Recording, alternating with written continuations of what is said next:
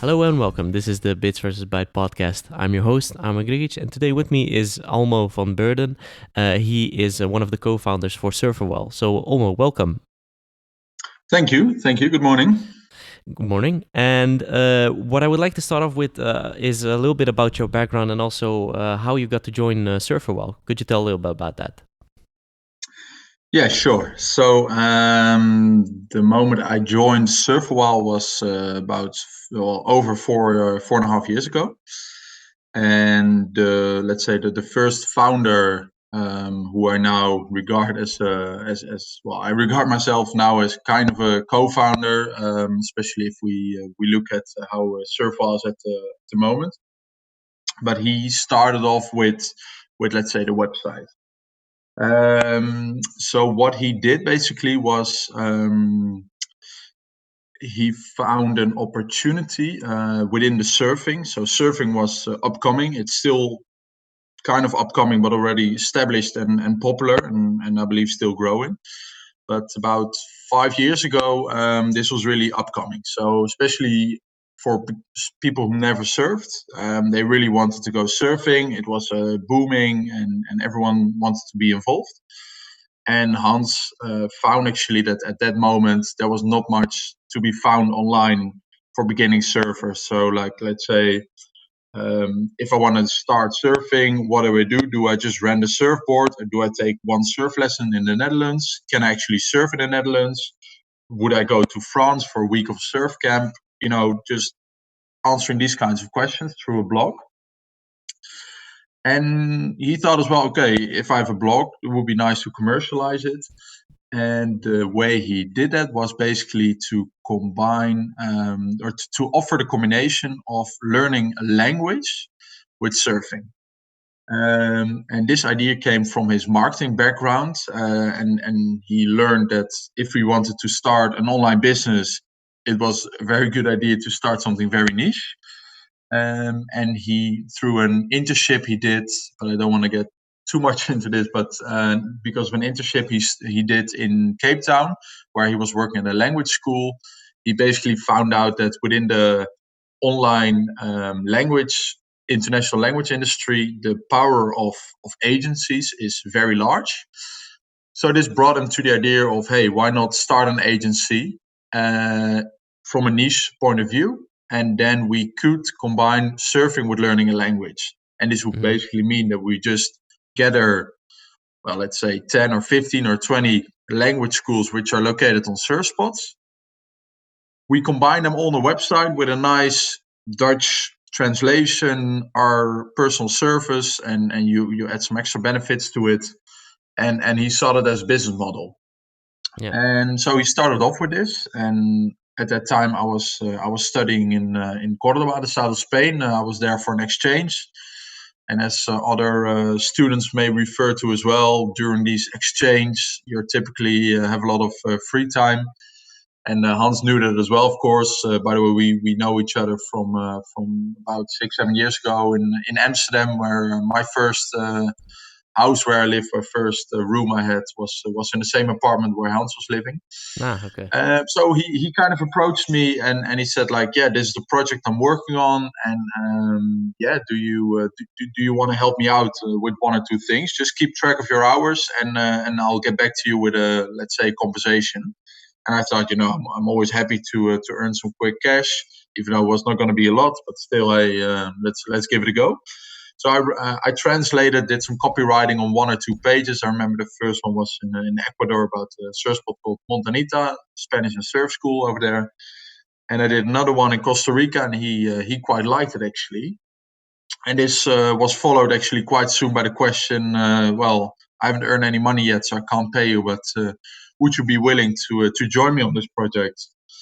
And this was over 4 years and a half ago. And from then on, we've been working on it ever since. And well, the company has developed into many new things, new ways where I've been involved in a lot as well. So Yeah. from that moment, I was basically in, and that's from where we started really running this company.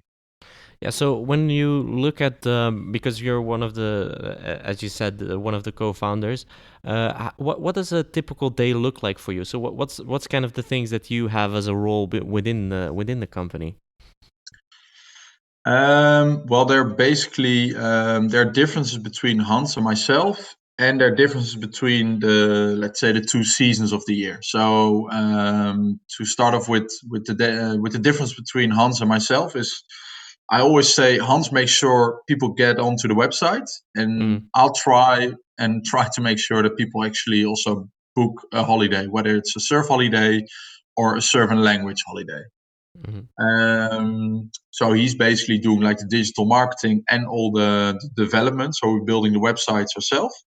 Okay. We just launched our new website, which took a couple months, but we're very happy we can do that in house, let's say.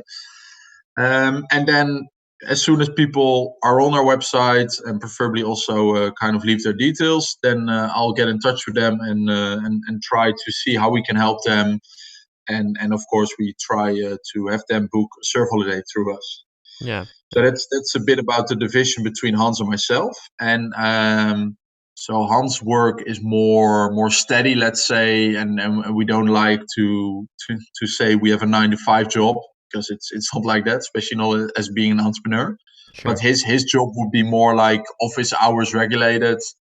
He's just basically a lot into the development, especially these days.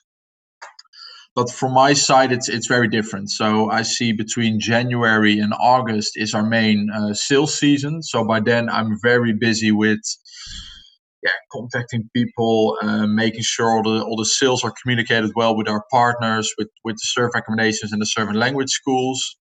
Of course, make sure all the invoices get paid, to do the finance. So this is much more sales orientated between January and August.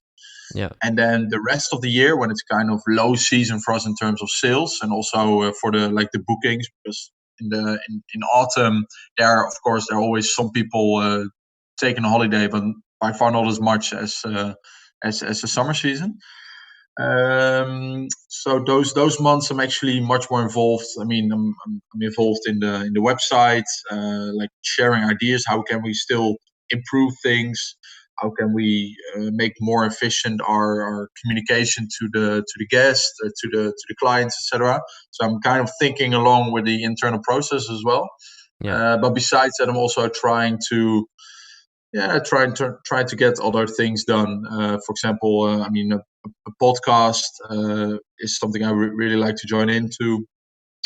Try to work on other external marketing things, let's say, because I mean, off season you finally have time for that. So get in touch with schools.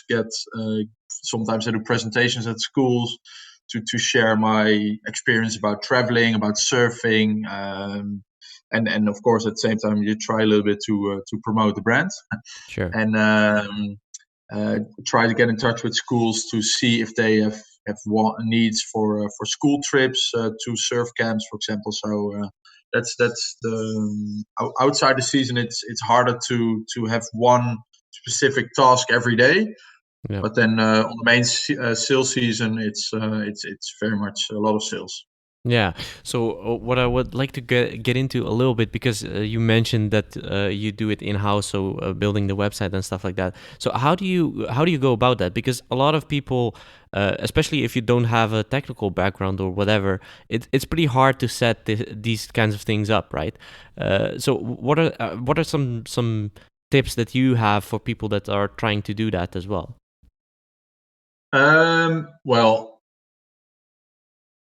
several times I just realize how kind of lucky I am with the match between Hans and myself, that we're very complementary. Yeah. Um, so I'm kind of lucky in that sense that my co-founder basically is very well in development. Hmm. However, what I can give to as a tip to others is that he did a lot of self-learning. So he didn't study anything related to development. Everything he knows, and he's learning every day, because he's looking up a lot of tutorials.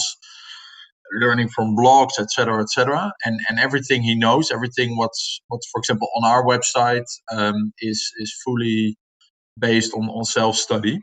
Yeah, exactly. And I just, I know in the business some people, other young entrepreneurs are also starting with a business like this, because in general the idea looks really nice, especially with the language industry, which is a very very very large industry. I mean, it sounds easy setting up an online agency, add some language schools to it, and you can start selling. But the guys who don't have this IT or the development in house, and they have to hire a third party, I see a tendency that these businesses are, in my opinion, well, what I've seen from my experience, they're more likely not to succeed, because in the end it's just going to be too expensive. For every change, it's going to cost you, well, easily Yeah. 1,000 to a couple thousand euros to have someone changing your website. Yeah. So in that sense, I feel very happy that I have a co-founder who's able to do this. But then again, even if you aren't, I think through self-study you can learn a lot. And not saying that you just want to give it a go. I mean, if you're gonna do it, you really must know that. I mean, the website nowadays is everything. So you Yeah. really must be Sure. sure that this is taken care of well. Yeah. But this is how we do it. Yeah, sure. Yeah, I mean, and that's a good point to, I think, to give to a lot of people as well, is to when you're looking at founding a business or actually starting a business, usually you won't be able to do everything that you need to do inside of a business well, right? And that's the thing, is what you often see is that you need a co-founder, you need someone to help you out through the struggle as well, because there are a lot of struggles when you're starting a business, and there is a lot of doubt that you have within that process. I think it's good to have someone that's supporting you all the way, and also seeing actually doing the things that you're not good at, right? If you're starting a business, for example, your co-founder is someone that's good in development, but maybe there are other things that he's less good at, and where you can actually come in and help him out with that. So that's, I think, a good thing to note for people that want to start a business. So Yeah. If I can come in here. yeah, sure, yeah, yeah. Yeah, I think what you're saying is very true, from my own experience as well. So it's on one hand, instead of having the competencies of one person, which can of course be broader than the ones I individually have or my co-founder has, Hmm. but if normally two people together have more competencies than one person alone. But besides that, what I think is very vital here is like the support you can give to each other. One good friend of mine, he started a business uh, 1 or 2 years ago, and he's by doing it everything by himself, which I very much admire him for, because I know it's hard work and I know it's a struggle. But of course, as a starting entrepreneur, you normally don't have an office. So he joined our office for like, he did this for the first full year. He sat with us every day, and for us it was good company, because it's a very fun guy.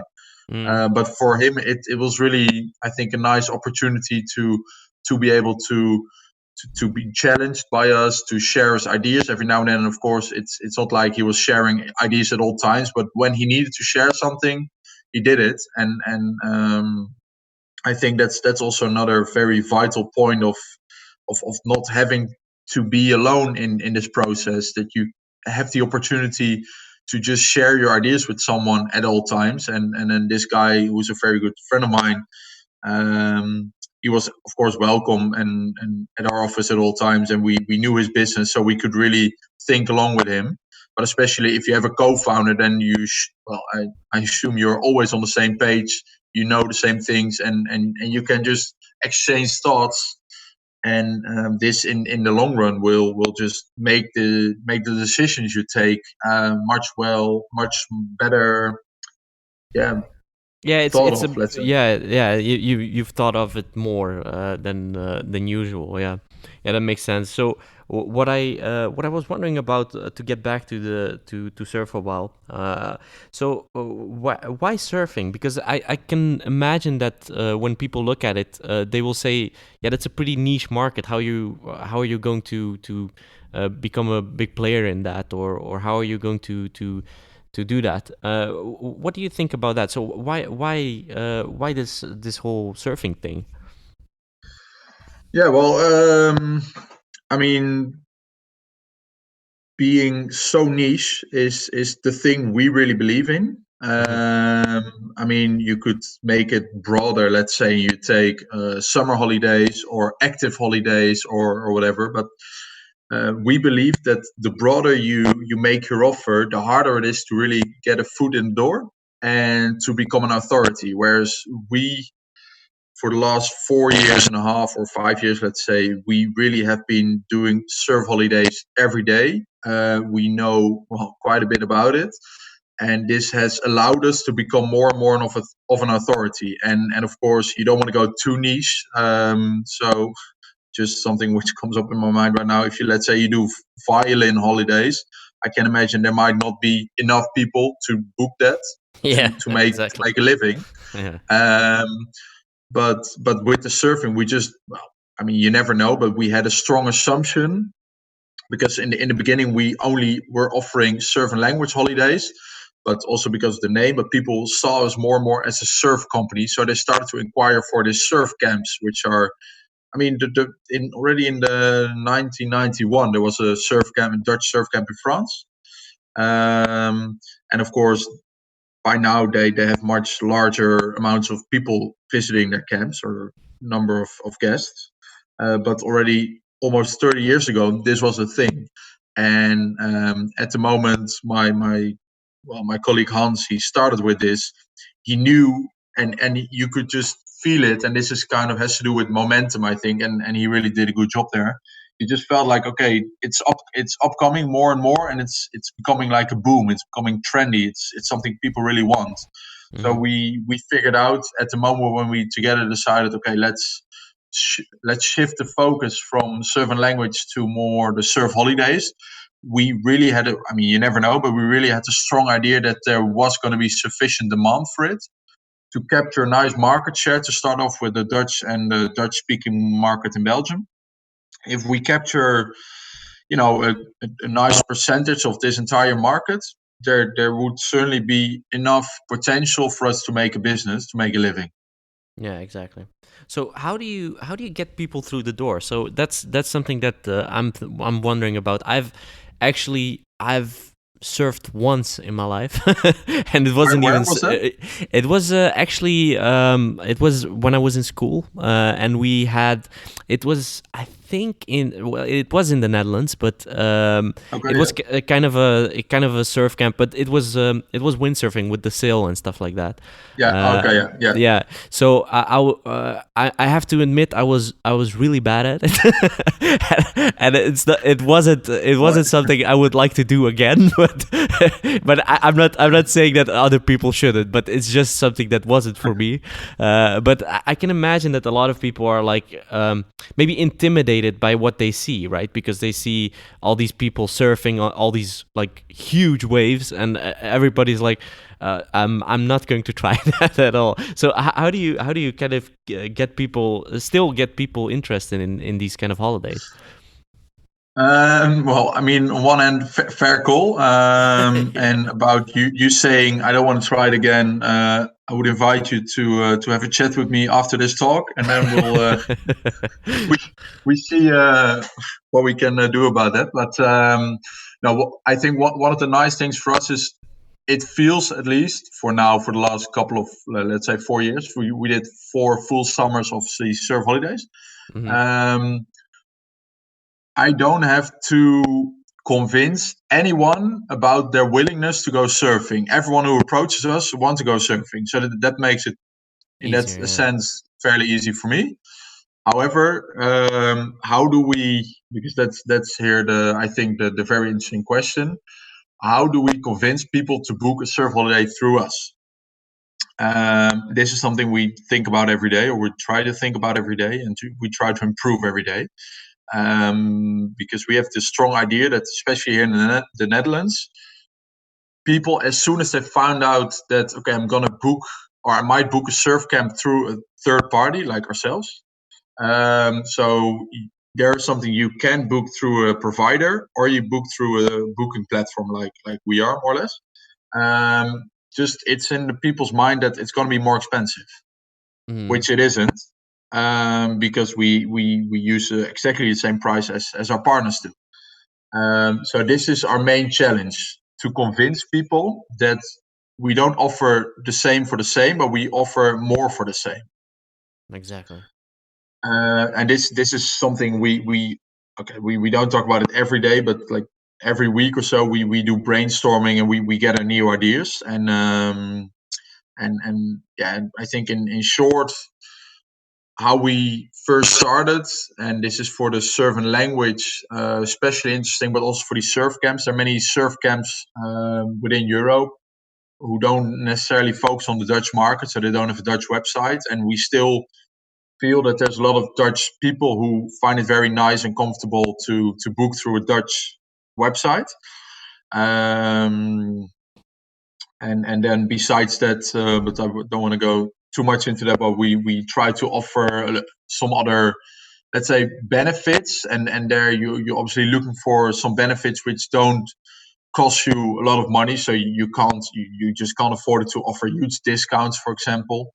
Yeah. Sure. Because we work on a commission base, so that's you kind of have to find ways there of adding value to the sale, which doesn't cost you anything or doesn't cost you a lot, which makes you offer more to the customer than when they would book it directly with the provider.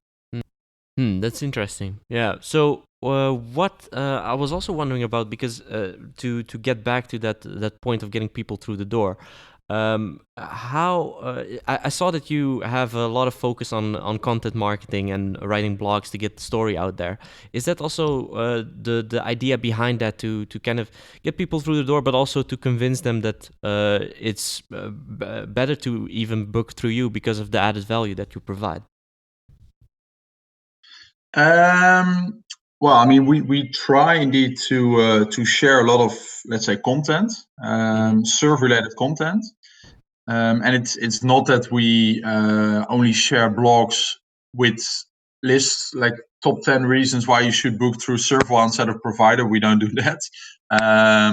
But what I think what we do well, or what we believe we do well, is that we try to there are a lot of, well, there are a couple of larger surf blogs, and I don't want to say that we copy their content or anything, but we try to see how these guys are doing it, how they kind of create nice surf related stories. And what we see a lot is that in these surf camps, of course, it's about surfing, but more even, it's about the experience. Yeah. So we get a lot of, let's say, young urban professionals, as we call them in the Netherlands, who have a very busy life, work, and they wanna they wanna take a break for a week or two. And nowadays people tend to look for more than just a holiday where you lay on the beach or where you do sightseeing in a group or whatever. So people are really looking, I believe, more and more for experiences. And then this, combined with the booming in surfing, which we can still see, makes them actually very much interested in these surf camps. So what we try to bring across on one hand is more stories about these experiences. So, for example, as a solo traveler, could you do a surf holiday? So I think that could be an example of a content written article which doesn't necessarily sells you right away something, but it's more explaining what you can expect, and we hope in that way to make people aware of, because to make people aware of the possibility that they can easily travel alone, and that's no problem whatsoever. Yeah. This is, by the way, one of, I think this might be the most common question I get. Oh, can I also do this alone? Are there more people going alone? Yeah. So Exactly. our new website, we really had a new like a space for that, where there's very more well. There's kind of in detail information about other guests you can find there.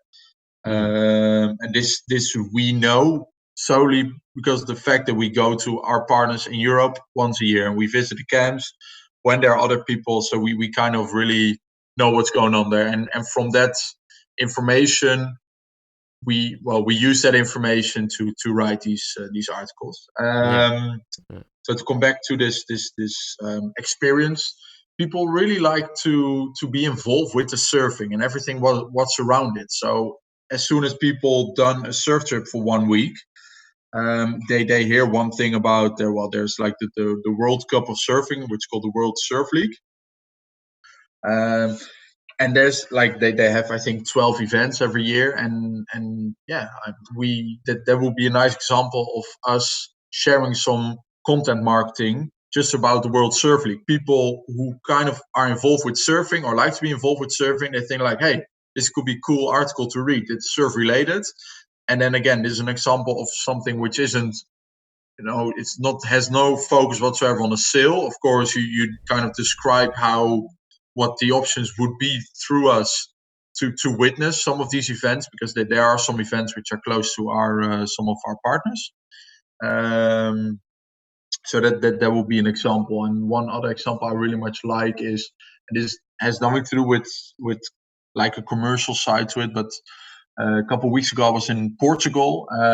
We do once a year a visit to our partners, so I drove around there for 2 weeks, and I got in touch with a shaper. So a shaper is someone who makes surfboards by hand. Mm-hmm. And through someone I met, I got in touch with this guy who had like a very nice and old factory somewhere in the south of Portugal. And this guy was very approachable, and I got to visit him. I got to ask him all the questions I wanted, and I was traveling with a good friend of mine who's a photographer as well. And for him, this was also like the coolest, by far the coolest visit of the trip we did, because we got to see his real factory, with all these old and new surfboards on the wall. You really saw like the manufacturing process. There were 3 guys in 3 separate rooms working on the surfboards, and we really got an in-depth view of how a special surfboard is made. Mm. And I mean, especially now, since because of this photographer, we have really cool photos of this visit. Then we feel like, okay, we can create content even on a higher level if we can also combine it with very high quality photos. And we hope in that way, and there's many more examples like this one, to attract more people to the stories, so people hopefully will kind of stay on your website, browse around for a bit, and then might get interested in booking a holiday. Yeah. So yeah, to summarize, we don't really focus, like we share a lot of content, but we not necessarily focus on selling. And of course, sometimes you have a top 10 of best surf and yoga Yeah, it makes sense. spots or accommodation or whatever. But in general, most of the content we share is like additional content.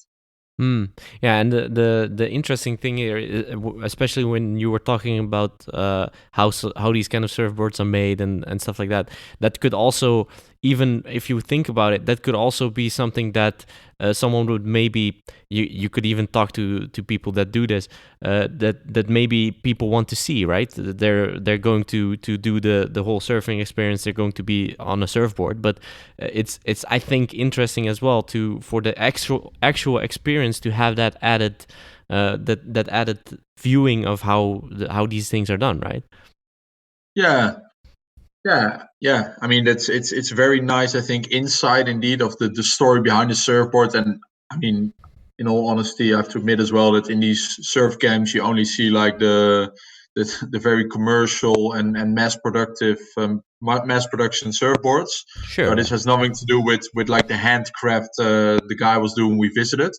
But in like, yeah, people have in mind, I want to go surfing, but besides that, they basically don't know anything. And we started our stories, which is also more content driven, but we started just answering questions, like literally the title of a blog: I want to go surfing. How do I start? Mm. And this is content we already have for years, and we still use every now and then.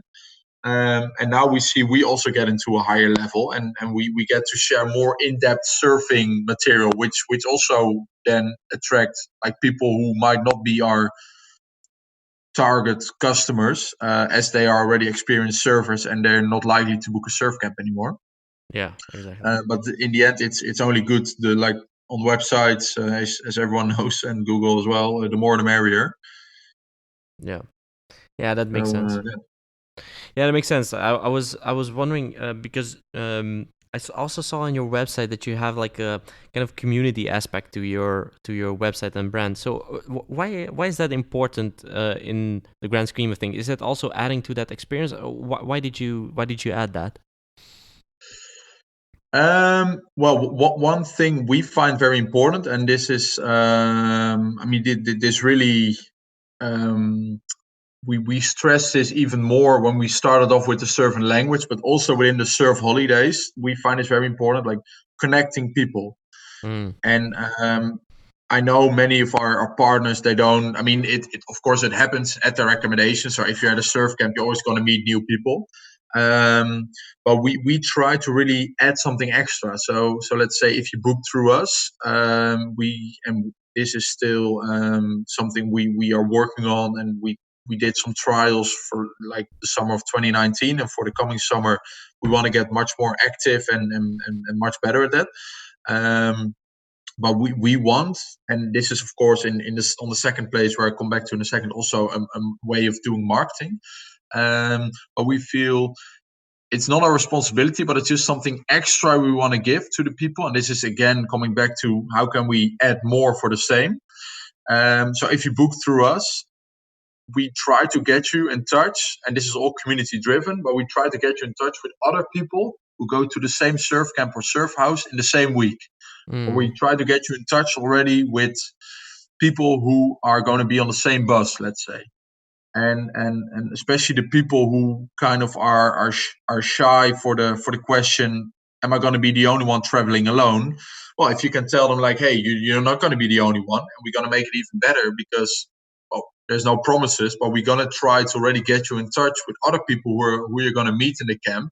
This makes people feel much more comfortable. Um, and this also, I think, on the long run, it might be easier to make to have people commit more to the surfing. So of course, a community, let's say you have a Facebook community, there are going to be the people asking questions and the people answering, and people like to share their experience, like to have other people learn from it. So if, let's say, you've been on a surf camp to Moliettes in the south of France, and you are in a group about surfing in Moliettes, which we try to kick off, then you've been there, and you can answer questions of other people. Most people like to help other people and share their experiences. yeah, for sure. One other benefit, how we've seen it, is that if, like, on our website we have these destination pages, as we call them. So this is Surf Camp A, Surf Camp B, Surf Camp C, etc. But we thought if we make events on Facebook, which are almost like these destination pages, so they include a lot of information. Of course, not everything, because to know everything, you hope that people click the link to go to your website. But let's say you book Surf Camp A in the week of July 18th. Then as soon as you book it, I will ask you, hey, if you like, you can join the event on Facebook, and you might meet other people there. And then your friends will see the event you're attending and might also get curious.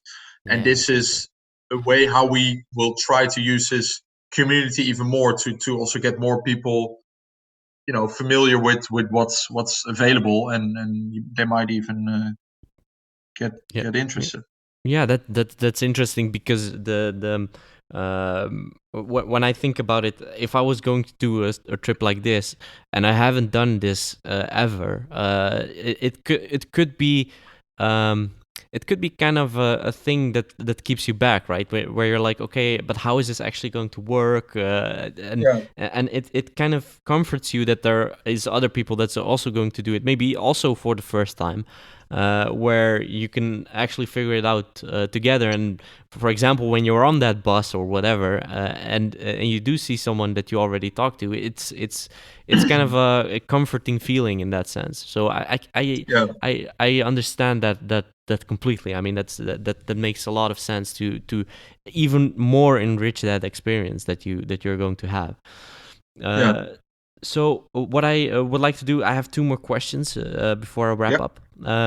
So when you look at the kind of travel business and how it's going like that, and all the trips that are made, there's a lot of people in the space, of course, doing just normal vacations and stuff like that. But where do you see the future for what you are doing right now? So is that are those things like adding more to the experience, or what do you see for the future of SurfaWhile? Well, I mean, on one hand, the negative side of, or let's say the danger or the risk of doing a niche market is that when the niche is gone, the business is gone, Mm. and this obviously is something we are aware of. However, sorry.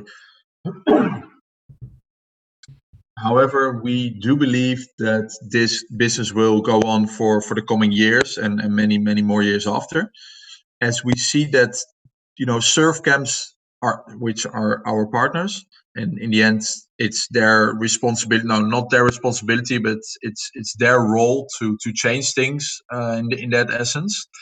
um, but surf camps already exist. Well, as I said, the first one I know existed in 91. um, and yeah, they go along with the change, ever changing times as well. I mean, they also feel that people are looking for more than just a holiday. People are looking more than just going to a camp to get wasted every night and party. People want Yeah, of more, course. Yeah. and I see this already happening a lot. So it's all about this experience. So they like the camps, they're not selling it, and neither are we, like as an educational experience. And of course, again, we do two different things: surf camps, what I'm talking about right now, and surfing languages. And I think languages, it's, people are never tired of learning new languages, so this will continue forever. But for in terms of the surf camps, yeah, I mean, the camps, they feel as well that they have a responsibility to keep innovating, and we see that happening, and camps Yeah. come up with new ideas. And now we, as people know that we are the guys from originally the servant language courses. We know that after, like, talking to many of the owners of the camps over the years, people are looking into the option of offering language classes at their surf camp. So this is Mm. one easy example of, and I'm not sure if that's already going to happen in 2020. But I mean, we could even initiate it, so we can have a role there as well.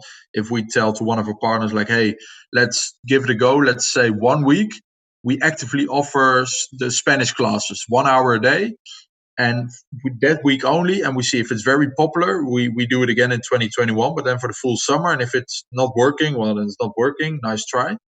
Um, but there are just many ways to make that better. I know surf houses who were thinking about opening like small co-work spaces, so to attract a different type of customer. There Mm. are more camps who, as in, like, in their activities, yeah, the day trip to San Sebastian is ever popular, so that won't change. But yoga is very popular. But to let's say do a volleyball tournament, yeah, I mean, at some point people will get tired of it. But instead of that, you offer a workshop storytelling, which camps might be doing, of course, and this, yeah, they're easily potential for that. That are ways how the camps try to think along with the customer and to offer them more. And Mm. that's something what makes this business sustainable for the coming years. And together with our partners, we really look into it. And I mean, what the partners do, we translate onto our website, of course. And they will know that the better they do this job of keep innovating, offer more to the clients, more than just the drinking and the surfing, which still is going to happen, which is fine, but people are looking more for it. That's their responsibility, and they do this, and Yeah. that therefore, again, I think it's going to be a sustainable business. Okay. Yeah. I mean, makes total sense that you need to keep innovating especially in a niche market. You need to keep get people through that door and actually get them to experience the full experience that you can provide to them. So Yeah. the last question to wrap up. What are you most proud of since you started this whole journey with SurfaWhile? What I'm most proud of, well, obviously, what I'm most proud of is that we still exist and we still grow. So we try to double up our sales every year, and now again this year it seems that we will manage. So my first real own company, so as real as in doing it for a living, is still succeeding, and we go already towards 5 years. So that's by far what I'm most proud of. And what I'm also proud of is that, and on one hand, it feels like we lucky that in that sense we found each other, but I'm also very proud of that I'm that well able to work together with my co-founder, and there's like we're always on the same level, and we both do a lot of, let's say, people management in a very good way, of that we exactly know what the qualities of the other person are, how we can make each other get the best out of each other, and like us two, that really is the company, and that's also something I'm very proud of, that we managed that with the two of us. Very cool, very cool. So, to wrap up for the listeners, where can they find SurfaWhile on the internet? Well, we have a website in Dutch and English, www.surfawhile.com, and surf a while, for people who are still struggling with the name, it's like surfing a while in Yeah. English writing. And not necessarily to promote it, but again to come back to this kind of content marketing. After the trip with our with the photographer in Portugal, I think that our Instagram account is also really cool to get a real vibe of very well taken and cool photos, surf related. So these are surf photos, but also surf related photos. So that for the people who might be interested in that, feel free to have a look. Okay, cool. Olmo, thanks a lot for being my guest. It was a Yeah, pleasure to talk to you. the same, man. Thanks a lot. It was great to have this conversation. No problem. And for the listeners, you can find the Bits vs. Bytes podcast on bitsvsbytes.com. And of course, you can find us on LinkedIn, Twitter, and Instagram. It's all Bits vs. Bytes. And if you haven't subscribed to the newsletter, there's a newsletter every 2 weeks where I send over 5 things that are interesting within business, technology, or leadership. It can be found on bitsvsbytes.com/newsletter. And I would like to thank you for listening. And until next time.